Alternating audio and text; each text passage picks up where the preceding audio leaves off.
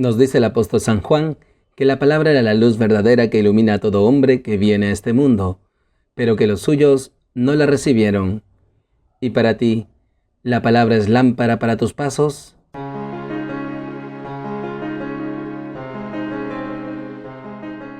Bienvenidos, queridos hermanos, soy el Padre Ángel Gabriel y nuevamente nos encontramos aquí en Lámpara para mis pasos, un espacio para alimentarnos de la palabra de Dios, para instruirnos en el Evangelio de Jesús.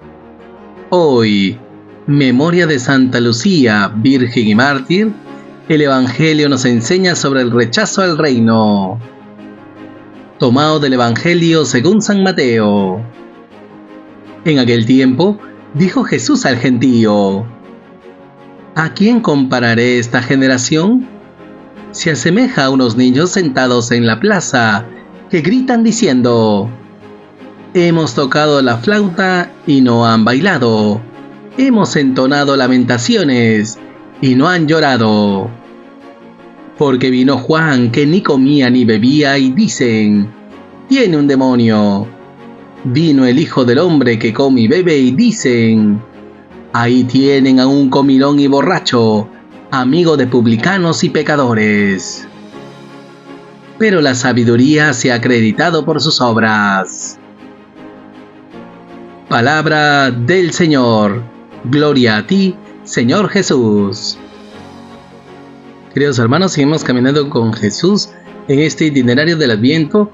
Y hoy se nos habla de este rechazo al reino, que puede ser también una actitud en cada uno de nosotros si es que no abrimos el corazón con humildad a este mensaje de Dios, a este anuncio de la cercanía del reino, si no esperamos esa salvación de Jesucristo.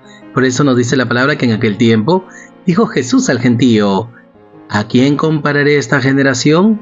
Se asemeja a unos niños sentados en la plaza que gritan diciendo: hemos tocado la flauta y no han bailado, hemos entonado lamentaciones y no han llorado. Y esto complementa el Evangelio que se toma del jueves de la segunda semana, que ayer no hemos podido leerlo por la fiesta de la Guadalupe.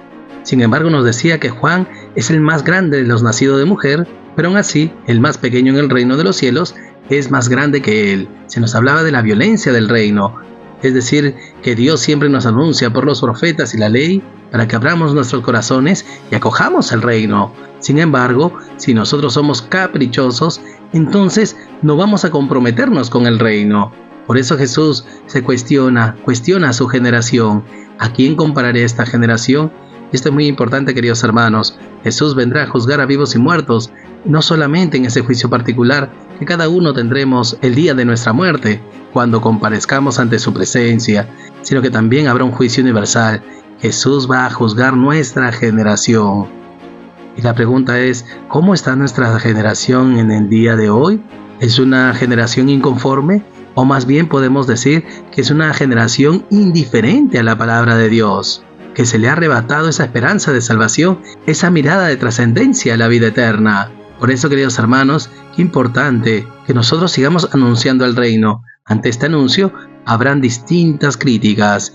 Jesús hace ver a su generación que es una generación caprichosa y pone esta figura de estos niños que juegan: hemos tocado la flauta y no han bailado, hemos entonado lamentaciones y no han llorado. Es decir, que el mensaje de la salvación se ha anunciado de diversas maneras, tanto de manera tierna, pero también de manera vehemente. Y sin embargo, la generación de Jesús no se inmuta por nada. Y eso también nos está pasando a nosotros, queridos hermanos. Vivimos en una generación que es indiferente a la palabra de Dios, que no abre su corazón. Y los pocos que abrimos nuestro corazón, a veces puede parecer que nos conformamos con ello. Y nos falta ese anuncio del reino, ser testigos de luz, ser testigos del resucitado. Es decir, nos falta ese compromiso que nos pide la palabra. Por eso, queridos hermanos, pidamos al Señor nos conceda un corazón atento a su palabra, para que seamos dóciles a su mensaje, que estirpe de nosotros todo capricho, todo engreimiento, y que si hemos acogido la palabra del Señor, que el Señor nos dé ese compromiso radical de entregarnos a Él y a la causa del reino, para que así Jesús siga viniendo al corazón de muchos hermanos y así ellos gocen de su salvación. En segundo lugar, queridos hermanos, nos dice la palabra que Jesús continuó diciendo al gentío: porque vino Juan, que ni comía ni bebía, y dicen: tiene un demonio. Vino el Hijo del Hombre que come y bebe y dicen, ahí tienen a un comilón y borracho, amigo de publicanos y pecadores. Ciertamente, queridos hermanos, es el mismo mensaje, pero proclamado de diversas formas. Juan el Bautista fue más austero, era el precursor del Mesías, y por eso animaba al pueblo de Dios al ayuno y a la penitencia.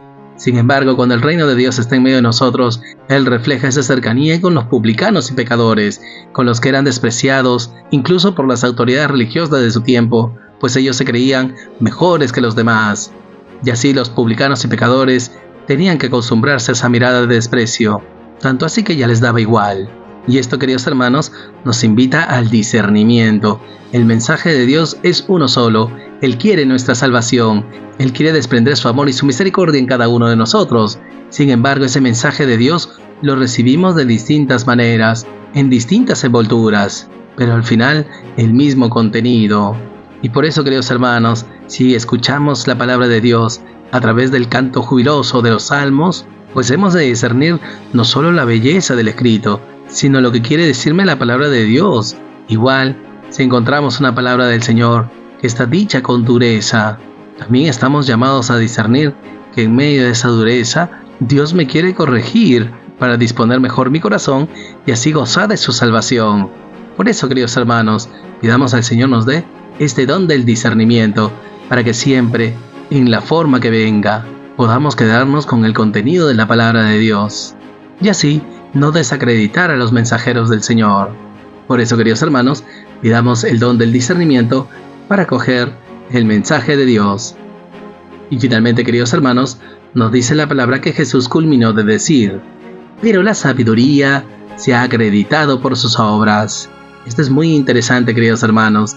Jesús nos invita a la humildad para acoger esta sabiduría de Dios. Y esto es muy importante para entender el mensaje del Señor, pues su mensaje no hay que entenderlo desde la lógica humana, sino que hemos de abrirnos al Espíritu Santo, a que nos dé esa sabiduría para saborear la palabra de Dios. Y en esto siempre tenemos que tener en cuenta que la palabra de Dios siempre se va a manifestar fuera de nuestra lógica humana. No en el sentido en que la palabra de Dios no tenga una coherencia interna, no, sí que la tiene. Pero su lógica traspasa los parámetros humanos. ¿Cuántas veces queremos que el mensaje de Dios nos venga de tal modo o de tal otro, según nuestro parecer o incluso según nuestra conveniencia? Pero no es así, queridos hermanos. Si es que no somos humildes y no pedimos al Señor esa sabiduría para saborear su palabra en la distinta envoltura que venga, entonces nunca nos abriremos a la conversión, nunca prepararemos nuestro corazón para su venida. Y si no preparamos el corazón para su venida, entonces nosotros mismos nos privamos de su salvación. Por eso, queridos hermanos, pidamos al Señor nos conceda esta sabiduría, pues la sabiduría de Dios se acredita por sus obras. Y por eso también, como nos dice en el Salmo, que tengamos esta sabiduría para seguir al Señor, pues solamente en el Señor encontramos la luz de la vida. Y así también hacemos carne esa palabra del Señor en el profeta Isaías. Yo, el Señor tu Dios, te instruyo por tu bien, te marco el camino a seguir. Pues dejémonos guiar por el Señor, pues Él es fuente de toda sabiduría, y así, guardando su palabra, siguiendo al Señor, guía de nuestra salvación, entonces tendremos la luz de la vida. Y por todo ello, queridos hermanos, oremos al Señor. Señor Jesús, te damos gracias por tu palabra, te damos gracias porque nos sigues instruyendo en este itinerario del Adviento para abrir nuestro corazón y acoger tu salvación.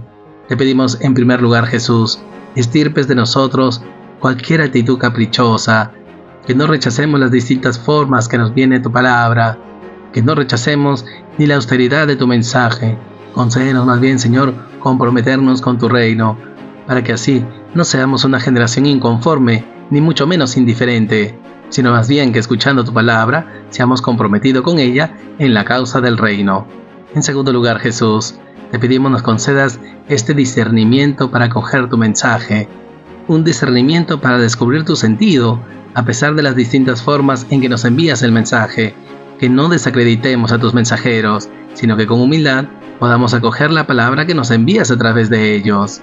Y finalmente, Jesús, concédenos esa sabiduría de Dios, para que así, saboreando tu palabra, podamos traspasar esa lógica humana, que no interpretemos tu palabra desde los solos parámetros humanos. No, Jesús, danos más bien esa sabiduría, para que con humildad podamos acoger tu mensaje y en esa sabiduría realizar las obras de misericordia en favor de nuestros hermanos. Ayúdanos, Jesús, a crecer en humildad, para que siguiéndote a ti y guardando tus mandatos, tengamos la luz de la vida en el reino de los cielos. Gracias, Jesús. Gloria al Padre, y al Hijo, y al Espíritu Santo, como era en el principio, ahora y siempre, por los siglos de los siglos. Amén.